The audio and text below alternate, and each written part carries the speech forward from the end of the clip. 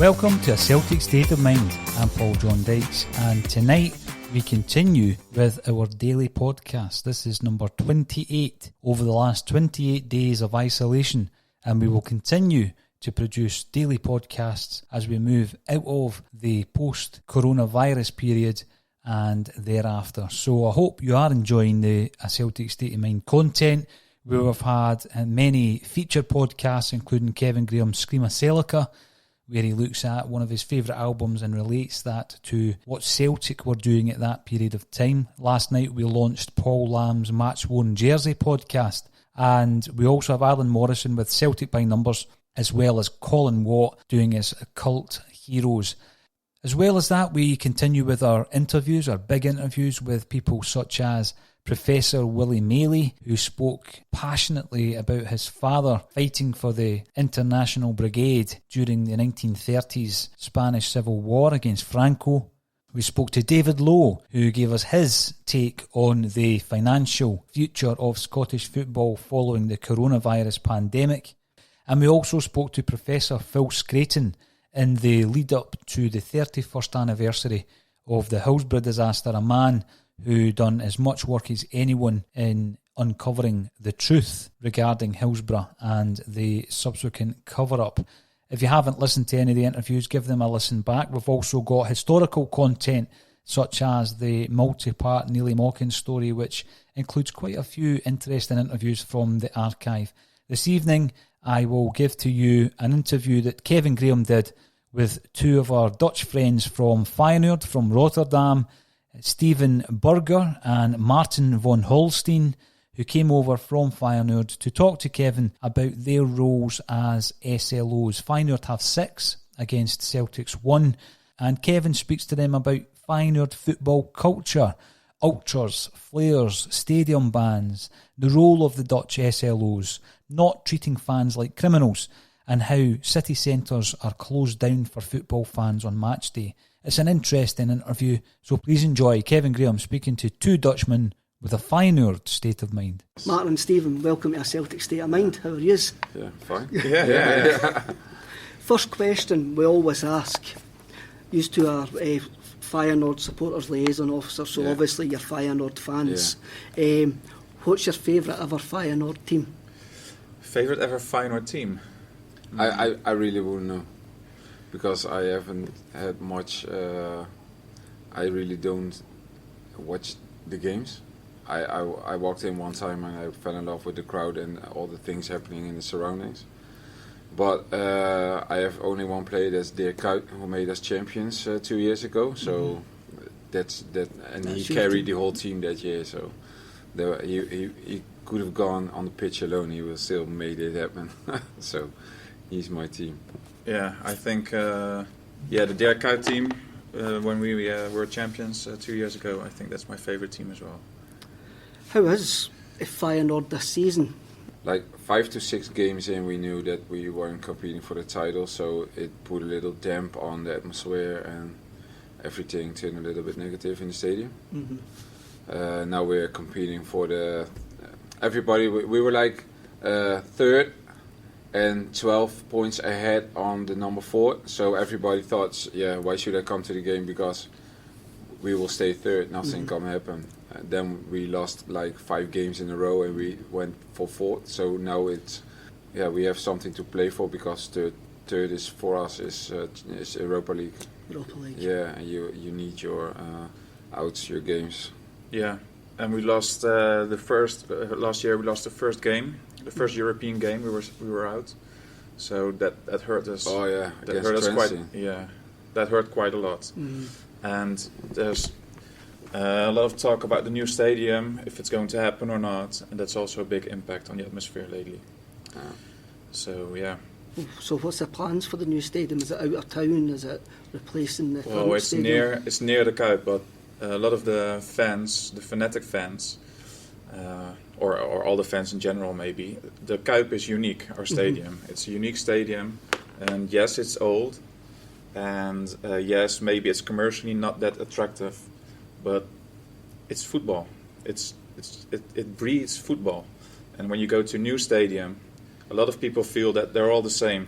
You cannot tell in which stadium you are when you're on the pitch or on the stands, and that's something that a lot of fans, really don't like. They want to stay in our own stadium. You cannot predict the future, so what they tell us, what the direction tells you is that a new stadium is going to make us a bigger club. Mm-hmm. But a lot of fans don't really care about being a bigger club, because when we lost 10-0 against PSV, 3 days later it was sold out. Everybody wanted to show that we're Feyenoord and we won. Yeah. So that's, for our sport, that's the most important thing. A new stadium doesn't mean anything. So nobody can tell you or predict the future that the plans there are for the new stadium and what it's going to bring. Is that going to be executed well? When's the plans for the stadium? The plan started like in 2008. Mm-hmm. Yeah, and we have got our general manager quit. We got a new one. It was now trying to continue the plans, but they are now like in 2022, 23. They should have started building the stadium. But there are a lot of Feyenoord fans who are doing everything they can to stop prevent it. Prevent it from happening. Yeah. Do you think the club's thinking, Feyenoord's thinking, has got something to do with a possible European Super League, which is on the horizon? Yeah, there are talks of that. Yeah. Mm-hmm. Yeah. I don't know all the ins and outs of the plans that are. So both of you work as supporters, liaison officers. How did you both get the roles? I worked as just a youth worker. In 2013 I just saw an opening, and that was for the fan coach job. And with us, everybody who works in the team is automatically an SLO. So I've been a fan coach now for 14 months or so, and I have a background as a teacher, so I think that helps when you speak to your young fans in the stands. Mm-hmm. But I've been a lifetime supporter of Feyenoord. Yeah. I saw a few pictures of him bare chest with a couple of pints in, shouting and screaming on the pitch. So I thought maybe he can do this. Not my proudest moment. No, it's everybody's proudest moment. Yeah. Everybody's proudest moment. That. Well, he's now saying he deleted the picture. He doesn't have it anymore. So for the better. So the term fan coach is a new term. Okay. Tell us what a fan coach is. A fan coach is someone who works in the club, and whenever fans get a stadium ban, I am the one who contacts them to see or to keep in touch, to listen to their story, to find out what they've done, and to see if I can help them. And help them means get them into the stadium quicker, but also help them if they have any problems, or you're trying to find out why they misbehaved. And sometimes there's a lot of stuff going on in their lives, and they get the feeling that someone from the club doesn't let go. That you you try to be involved. You try to not let them go, but try to help them. If everyone makes mistakes. Everyone does that, but it doesn't have to mean that you're not welcome anymore. Mm-hmm. So sometimes, yes, they do get a fine or they do get a stadium ban, but we try to see if we can help them and can help them get back to the stadium. If you get earlier. A stadium ban and you're not allowed to go to games for like 3 years, and the government police says that we don't want anything to do with you, the fan coach is just a full-time SLO with much more means to get involved with the person that has the stadium ban. So, because you're gonna come back in 3 years, but you will always have a certain attitude against the club. Mm-hmm. But it's not always the club that decides that you are not welcome anymore. It has to do with laws and government and league advisors. And the thing that the fan coach does is gonna give him the feeling that you will still belong to the club. So we're gonna play indoor soccer pre-match. We're gonna take you on workshops. We're gonna talk to you. You can walk into our stadium all week whenever you want, because there's always somebody there to listen to your story. So is it a blanket 3-year ban if you're banned from the stadium? It doesn't matter what the offence is. Is it just 3 years? No. It's when you throw a beer cup on the pitch against a player, it would be 9 months. If you light up a Pyro, it's a 1.5. If you get into some violent acts, fighting or shout or doing something, it's most likely 3 years, and we've got a lot of anti-Semitism. That's a 5-year stadium then. That's 5 years, yeah. But he has the possibility when you are banned for 5 years to get you back in one. Do you have a programme if the person who's banned begins to work with you and shows signs of no rehabilitation? That's probably the wrong word. But if they were having other problems in certain things of their life, and you could explain their behaviour on the day at that time. Last time we made a short movie from Yuri. His mother killed herself, and he just went off the wall. He did everything against everything that you're not allowed to do. So he came to. He was called by the fan coach, invited into the club, and just like. Then you're gonna do like some jobs for the club to see, to let the club see that you are. You have another side, but then the clubs also see that you have another side, and the other way around. Do I make any sense or not? No, makes sense.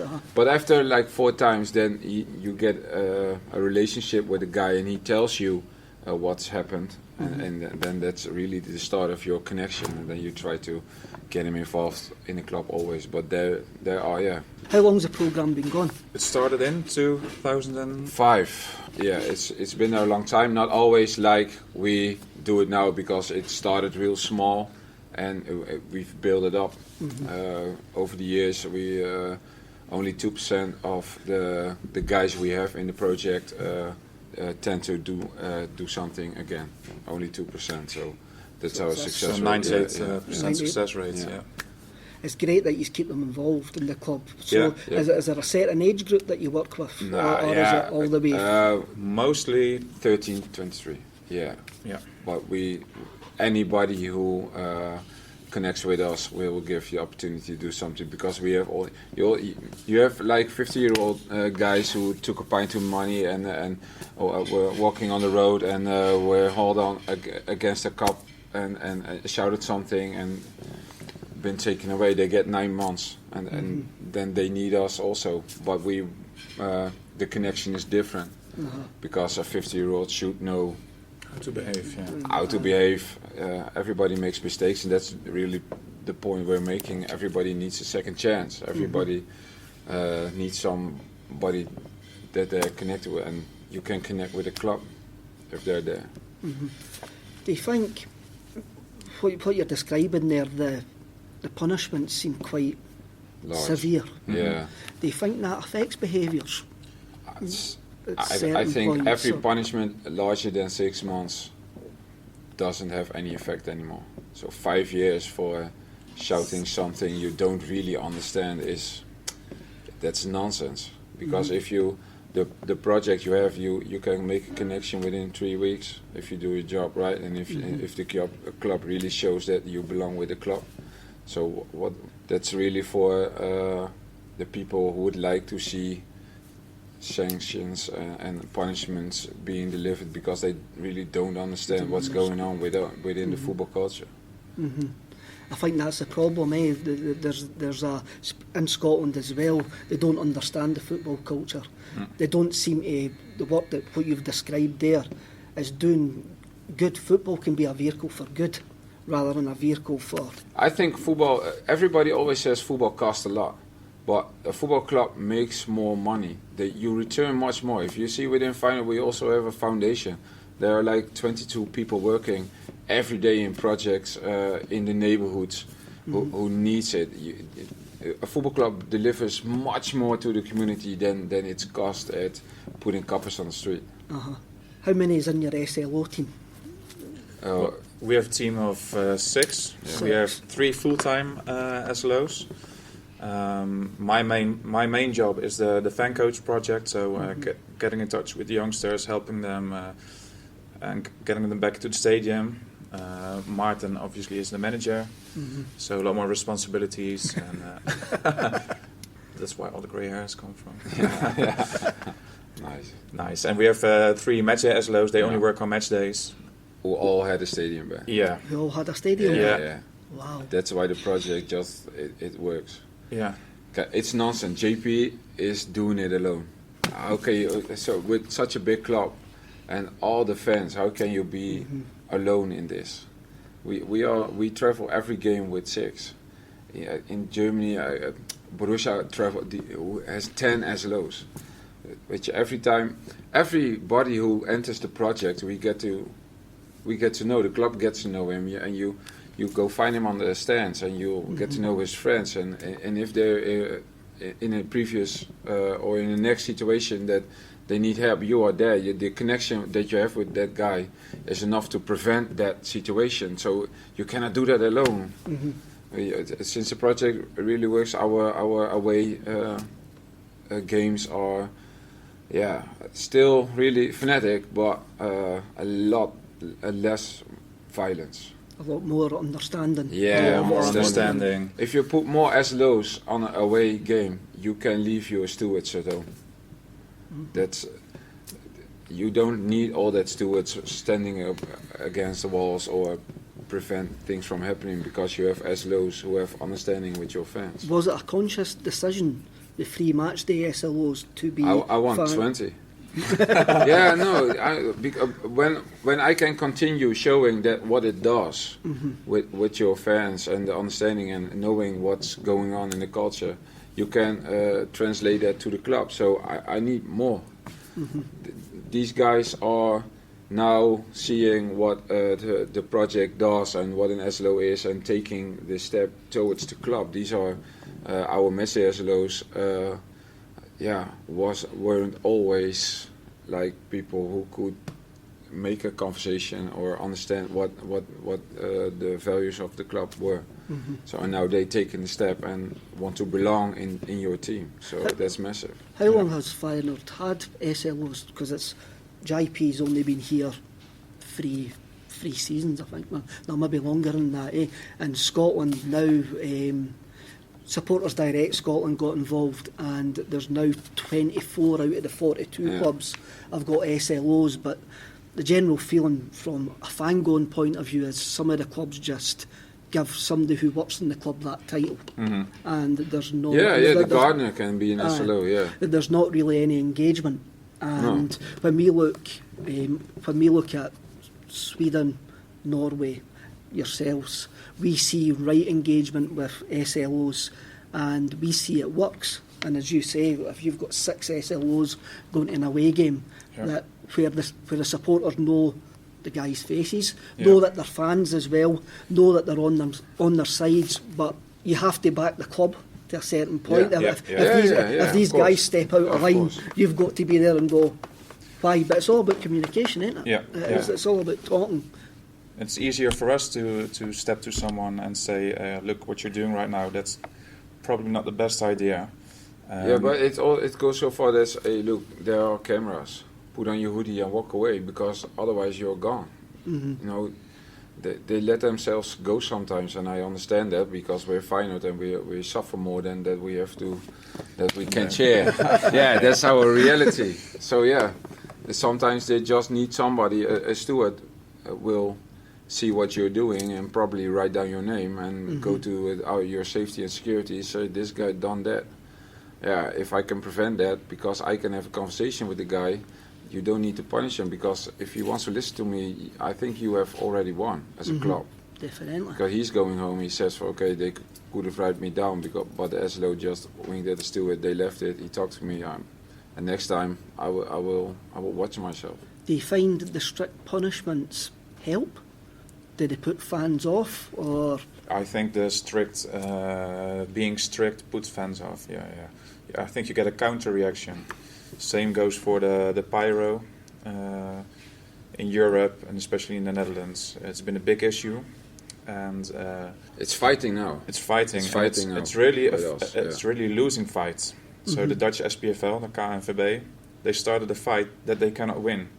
If you only talk about punish them and repression, and for instance, we had a big Pyro against Ajax, and a few matches later, our fanatic stand has to be empty.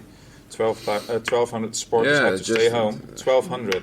maybe 30 Pyros went up, but 1,200 had to stay home. We had to pay €30,000 fine.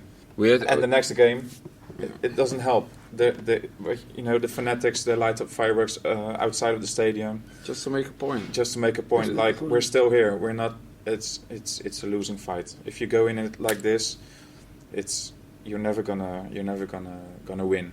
Well, what's the club's take on the pyro smoke situations? Yeah, it's difficult. You know what they want to say is just we all like it. We all like it because it helps. Sometimes I don't agree that it always helps in atmosphere, but sometimes it does, and sometimes it is good pictures, and it can make a night. But I have been watching a few times from up there and thought somebody is going to die in this pyro. You can feel the heat from miles away. So the club has to say it's not legal. It doesn't mean that we don't like it, but it's just not legal. Mm-hmm. So yeah, they cannot never say out loud that they like it or that they want it. But they are the. But the main thing they say is that it's you cannot have pyro in the stands safely. They say it's always unsafe, and then our supporters say, but never or nothing really ever happens. Somebody got killed. Or got really injured. Never. So you keep saying it's dangerous, but nothing really happens. Your supporters, they think you're crazy by saying that. What about in Norway, where there is legalised? Yeah, but who wants legalised pyros? Are you? That's the same with organised. I don't know what the supporters in that country want. Maybe they want to be in a stand with a stick and a flame. You can light a match if you want that. Mm-hmm. But I know for sure that if Holland legalized that kind of pyros, nobody's gonna use it. No. Because what's the fun in that? There is other experiments going on at the moment with cold flares. I think the French are looking at the cold flares. No way. And one of the Scandinavian countries, I can't remember one, are actually looking at smokeless flares as well. Yeah, what? Yeah, smokeless smoke bombs.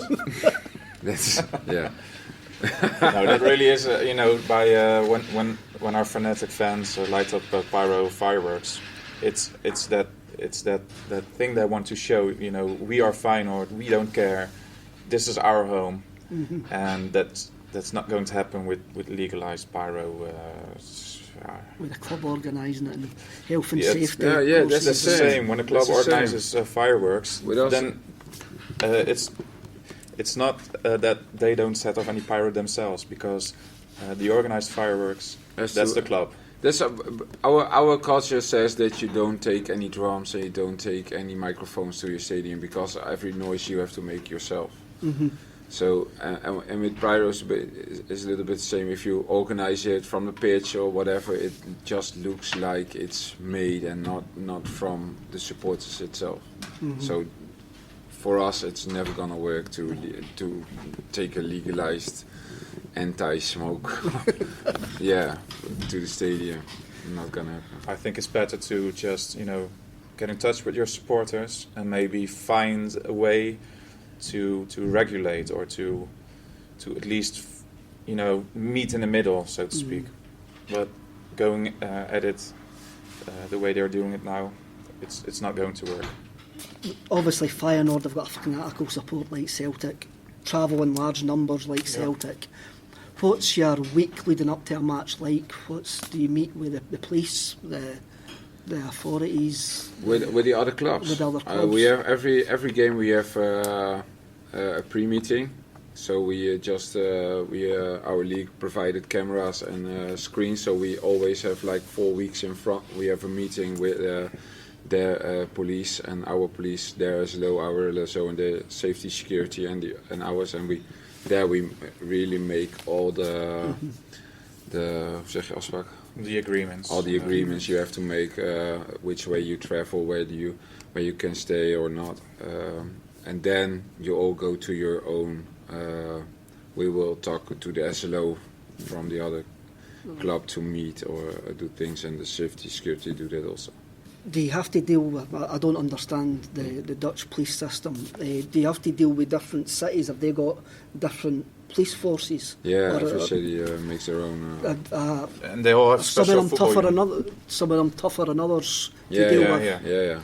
yeah. Some don't have the understanding or the feeling with football fans and football culture, and That'll make your job more difficult. Yeah, we're always we're on full time, so we're always fighting to have the best possible way to travel. But yeah, we're Feyenoord, so that's real difficult. They really want to put you all in a bus and drop you there in a closed environment. And please no beer, because if you give them beer, they'll go fucking mental. But that's not the reality we live on. We can travel with 1200 and nothing happens, because every time we fight for it, we show that it can be done, and that's why we have the SLOs to also get with sports who travel with us. See if we managed to get this agreement.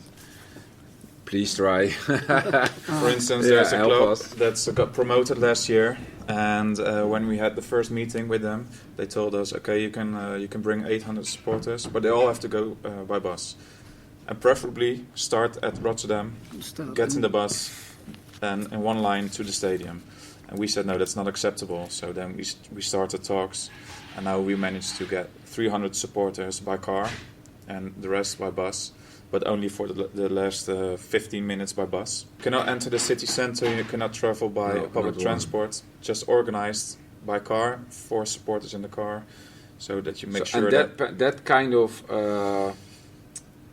putting the supporters like criminals made that we have very large numbers of Feyenoord fans who travel outside the agreements. Outside the agreements. Yeah, so every game we go to, there will somewhere in the game will be a group of Feyenoord supporters who will stand up and show everybody that they are here and they are going to the center, and that just makes more problems, because we don't have anything to do with them. They don't report that they are going this way, and they will get into trouble somewhere.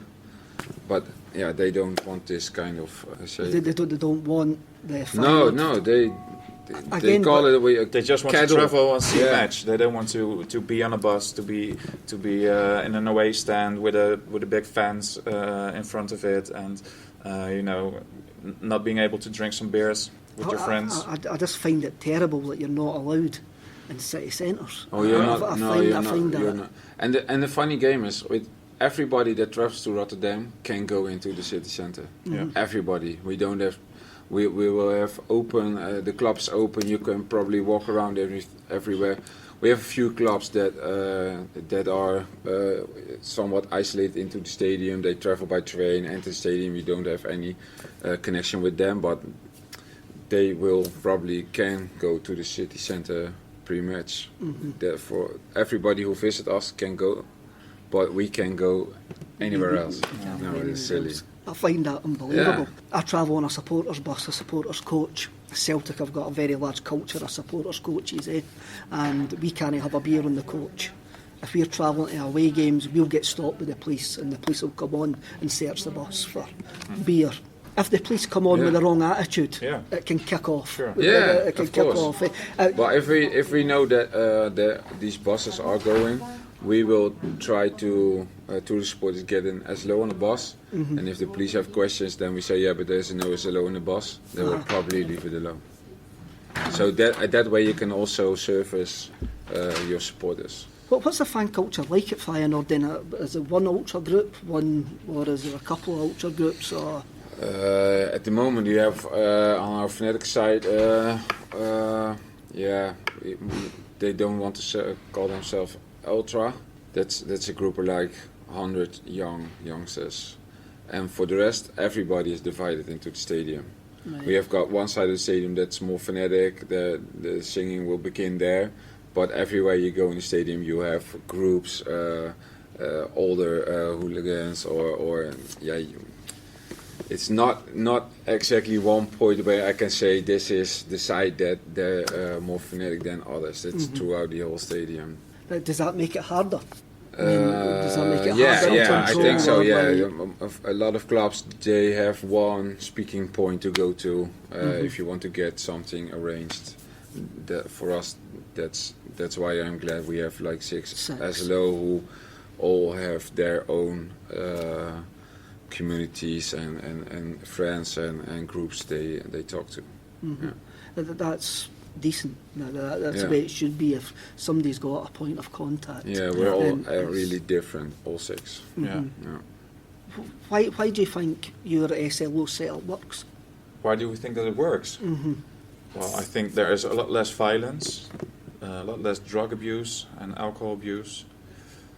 And whenever there's something happening or something that needs our attention, you see it's just, you get the feeling that they trust you. And I think that's really important. They know that we're not the police, we're not steward, we are Feyenoord, we are from the club. And we understand, we are supporters, and we know exactly what they feel and what they go through. And if there's something happening or something on their mind or something they want to talk about, they can always come and visit us. And that's what you see now. Every week, maybe every day, someone is on our couch at the office who wants to talk about something. You know, and it could be as small as my little daughter's birthday, or something at the club that's going really bad, and I want to talk about it, or you know. Just The difficult thing is that we are always in the middle. Yeah. We are always in the middle because we have to still show the club that we are from the club. Yeah. But if bad things happen, they will always, security will always point at SLOs. They know these guys, they know what they're doing, they didn't tell us. That's happening. But the other way, you have to show your supporters that you're still always one of them and that you are trying to service and help them. So and that is not only for the club. So you're always in the middle. You're always being kicked from up and from low. Yeah. Yeah. Do you have a good relationship with Feyenoord's own security? Yeah, you have to. Yeah, Yes. yeah. Because you have to be allowed to enter the stadium whenever you want. You have to be involved getting up the banners, and we have banners. You probably have them too, who are like 110 by 50 meters down. You have to be. Then there are like 100 people on a Saturday morning who want to be in the stadium, but you have a big game on Sunday. It's against Ajax. If you are with these sports all day, security is going. So you were one of them. Come on, just tell us. You know how many arguments we had because security want us to view some recordings of things happening. They want us to point out fans, Yeah. basically. But that's totally not going to happen. Not always, because we have an understanding. We don't do that. We are not security. If somebody lights a pyro next to me, I'll say to him that was not as handy. But if somebody from security asks me, I will also I don't know what you're talking about. Was that pyro? I didn't see it. But I saw you. You were talking to him. I don't know. So one time they wanted to come and get me from the office, from the police. They contacted me. They said, "Listen, there was a protest march and some fighting was going on, and somebody of the club tells me that you know everybody." I said, "What do you want me to do then?" Yeah, we want to get you on record and identify. I said, "Come on, What do you think that my job is?" Well, if you're not gonna come, we're gonna get you. I said, "Come on and get me there." And then it was luckily our somebody from the government office who told them, "Listen, you don't want to do that because the role that he has with the supporters brings a lot more than one time you want to ask him to do this." And then they called me. They said, "I understand what you do, and we're gonna leave it alone." You're far more beneficial to them. Yeah. Yeah. Doing the job that you're in than. Yeah. But that's problems I think every SLO Everyone. yeah Always. comes about. The Dutch authorities sound quite hard. What would Yeah. you change in Dutch football to make fan culture better? Yeah, good one. I would like to everybody from the government who makes decisions regarding supporter culture to come to games, to travel. They can travel with us. They can see. Experience the way our fans are being treated, and then think again about what you're saying, what you're trying to. But it's difficult because I knew when we went to Manchester City or Manchester United, I don't know which one it was.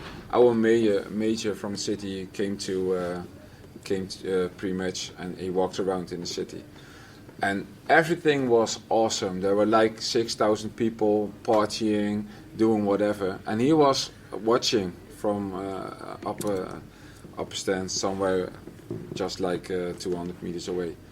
And we were all fun. This is fantastic. If we can have this every away game, and he was like, "What kind of bunch is this? What is this? Oh, they light up a smoke bomb. This is not normal. This is not normal." So, if that is his viewings on what he's seen, you're never gonna win something, because he is gonna reflect on that and make decisions regarding what he saw. But we saw fantastic partying. We were with them. Nothing happened. Everybody was laughing, drinking, having fun. And a few smoke bombs went off, but nothing serious. It was just all part of the experience. It was all fun. I know when we played again, like 4 years ago, against AZ Alkmaar, we played, and we had like 2 party couches, and we talked to the supporters, and we said, okay, you come on. You take the party couch, you were like 120 people, you can just park it with the stadium where we play against, but promise us just leave, if you enter there, leave the beers in the bus. And they did, but every other Feyenoord supporter opened their trunk and put out a bottle of whiskey and joined the party, but it was a fantastic party. But the mayor of that city was watching and said, we're never going to do this again. These Feyenoord supporters are absolutely crazy. We don't want this, because their norms and values are totally different. They see people laughing and cheering, and a smoke bomb here and there, loud music, and we are connecting with our supporters. We are with them. We are fun. Nothing's happened. Nobody is even watching to the stadium of AZ. We are with each other, but they look at it and say, this is total crazy. So. Yeah, for us it was fantastic. For them it was a total nightmare. But nothing happened. It's crazy. Because mainly I think they don't understand. They don't get the football culture. Yeah. Sounds like the Netherlands has got the same problem. That's what Scotland's got. There seems to be. They don't get fan culture. But they also don't want to get it. They're scared of it. They're scared. And it's really easy to say, when you travel away, put everyone in the bus. It's super easy. Couple in front, couple at the back. No troubles at all. Why should we worry? Why should we think about thinking with the supporters? And I think it's an easy solution for them, but you don't get the results you want.